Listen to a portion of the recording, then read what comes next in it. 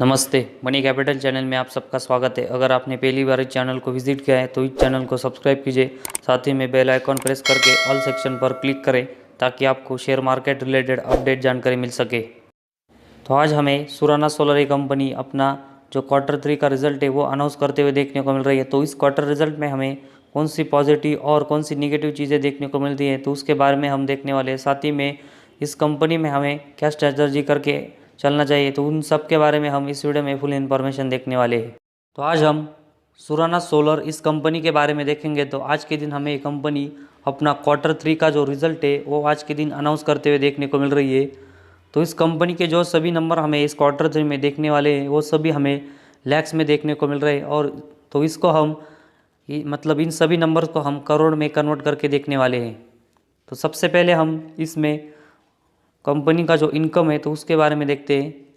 तो उसमें हम रेवेन्यू फ्रॉम ऑपरेशन के बारे में देखेंगे। तो इस कंपनी का ये रेवेन्यू फ्रॉम ऑपरेशन हमें इस Q3 में 2.62 करोड़ का देखने को मिल रहा है। वही इसका कंपैरिजन हम इस कंपनी का जो Q2 का रेवेन्यू फ्रॉम ऑपरेशन है तो वो देखेंगे तो हमें उस समय 9.7 करोड़ का देखने को मिला था।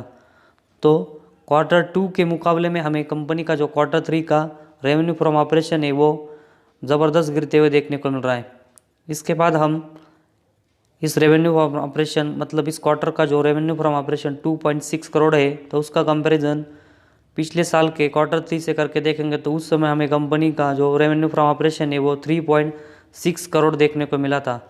तो हमें क्वार्टरली बेसिस के साथ ही में ईयर ऑन ईयर बेस देखेंगे तो इस कंपनी का इस साल का जो Q3 का रेवेन्यू फ्रॉम ऑपरेशन है वो भी गिरते हुए देखने को मिल रहा है। तो कंपनी का रेवेन्यू फ्रॉम ऑपरेशन में हमें इस Q3 में क्वार्टरली बेसिस और ईयरली बेसिस दोनों में गिरावट देखने को मिल रही है। तो इस कंपनी के बिजनेस के लिए हमें एक नेगेटिव चीज़ इससे देखने को मिल रही है। इसके बाद हम इसमें अदर इनकम देखेंगे तो इस Q3 में कंपनी का अदर इनकम हमें 34 करोड़ का देखने को मिला है। वही इस Q2 में हमें अदर इनकम 12 करोड़ का देखने को मिला है, और पिछले साल के Q3 में हमें 1 करोड़ का देखने को मिल रहा है। तो कंपनी का अदर इनकम हमें क्वार्टरली बेसिस और ईयरली बेसिस अच्छा बढ़ते हुए देखने को मिल रहा है। तो रेवेन्यू फ्रॉम ऑपरेशन और अदर इनकम को हम ऐड करके देखेंगे तो कंपनी का जो टोटल इनकम है तो वो हमें इस साल के Q3 में 2.96 करोड़ का देखने को मिल रहा है।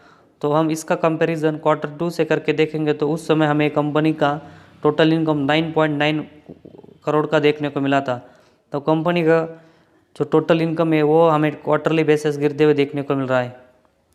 इसके बाद हम इस 2.9 करोड़ का कंपैरिजन मतलब Q3 का जो टोटल इनकम है उसका कंपैरिजन पिछले साल के Q3 से करके देखेंगे तो उस समय हमें कंपनी का टोटल इनकम 3.6 करोड़ देखने को मिला था। तो हमें टोटल इनकम में भी कंपनी के जो Q3 के नंबर्स है उसमें क्वार्टरली बेसिस और ईयरली बेसिस दोनों में गिरावट देखने को मिल रही है। तो ये भी हमें कंपनी के लिए एक ख़राब चीज़ देखने को मिल रही है। इसके बाद हम कंपनी का जो mainly profit for this period मतलब कंपनी का जो नेट प्रॉफिट है तो उसके बारे में देखते हैं। तो सबसे पहले हम कंपनी का नेट प्रॉफिट देखेंगे तो इस Q3 में हमें ये 13.72 लाख देखने को मिल रहा है। इसके बाद हम इसका कंपैरिजन Q2 से करके देखेंगे तो उस समय हमें कंपनी का जो ये प्रॉफिट था वो 16 लाख का देखने को मिला था। और तो इन दोनों का कंपैरिजन करके देखेंगे तो हमें कंपनी का जो Q3 का प्रॉफिट है वो Q2 के मुकाबले में बढ़ते हुए देखने को मिला है।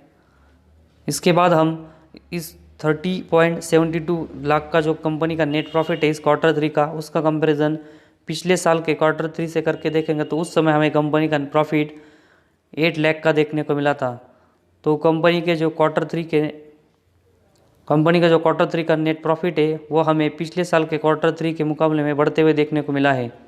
तो यहाँ पर हमें कंपनी का जो नेट प्रॉफिट क्वार्टरली बेसिस और ईयरली बेसिस दोनों में बढ़ते हुए देखने को मिला है। तो ये इसकी वजह हम देखेंगे तो कंपनी ने Q3 में अपने कंपनी के जो एक्सपेंस है वो कम किए तो उसकी वजह से हमें होते हुए देखने को मिला है।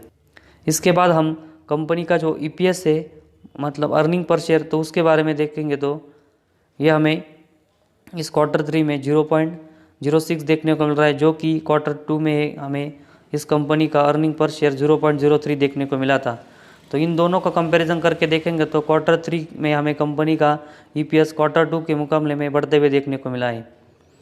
इसके बाद हम कंपनी का जो Q3 का अर्निंग पर शेयर है, मतलब जो 0.06 है, उसका कंपैरिजन पिछले साल के Q3 के EPS से करके देखेंगे तो उस समय हमें कंपनी का EPS 0.02 देखने को मिला था। तो कंपनी का इस साल का Q3 का EPS हमें पिछले साल के Q3 के EPS के मुकाबले में बढ़ते हुए देखने को मिला है, और हमें कंपनी का earning per share quarterly basis और ईयरली बेसिस दोनों में इस Q3 में बढ़ते हुए देखने को मिला है। तो कंपनी का जो सबसे पहले हमने रेवेन्यू फ्रॉम ऑपरेशन देखा और टोटल इनकम देखा, तो हमें इस Q2 में गिरते हुए Q3 में गिरते हुए देखने को मिला है। लेकिन अगर हम कंपनी का जो नेट प्रॉफिट है उसके बारे में देखेंगे तो हमें ये Q3 में बढ़ते हुए देखने को मिला है, और साथ ही में कंपनी का जो अर्निंग पर शेयर है तो हमें इस Q3 में ये भी बढ़ते हुए देखने को मिला है। तो कंपनी का नेट प्रॉफिट और हमें EPS बढ़ते हुए ज़रूर देखने को मिला है, लेकिन इस कंपनी को अपना जो रेवेन्यू फ्रॉम ऑपरेशन और साथ ही में कंपनी का जो इसको मिलाकर टोटल इनकम है, तो उसमें भी आने वाले दिनों में एक अच्छी खासी ग्रोथ करनी होगी, ताकि कंपनी के जो ओवरऑल हमें प्रॉफिट एंड लॉस स्टेटमेंट देखने को मिलते हैं तो उसमें कंपनी अच्छी ग्रोथ कर सके। तो फिलहाल हम देखेंगे तो कंपनी हमें नेट प्रॉफिट बढ़ाते हुए देखने को मिल रही है, तो उसकी वजह से हमें इस शेयर में एक छोटी क्वांटिटी में शेयर बाय करके चलना चाहिए, और जैसे जैसे कंपनी अपना नेट प्रॉफिट बढ़ाती है तो उसी तरह हमें इस कंपनी में अपनी शेयर होल्डिंग बढ़ानी चाहिए। और उसके साथ ही में हम देखेंगे तो ये कंपनी हमें सेमीकंडक्टर सेक्टर में भी अब काम करते हुए देखने को मिली है, जिसके लिए हमें गवर्नमेंट की तरफ से अभी मदद मिलते हुए देखने को मिली है। तो इन सब की वजह से हमें सुराना सोलर इस कंपनी के जो आने वाले क्वार्टर्स के नंबर है उसके ऊपर भी फोकस रखना पड़ेगा, साथ ही में कंपनी कैसा बिजनेस करती है तो उसके ऊपर भी फोकस रखना पड़ेगा।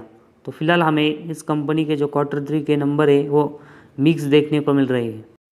तो आज हमारे इस वीडियो में बस इतना ही। अगर आपको हमारे वीडियो पसंद आया तो इस चैनल को ज़रूर सब्सक्राइब कीजिए।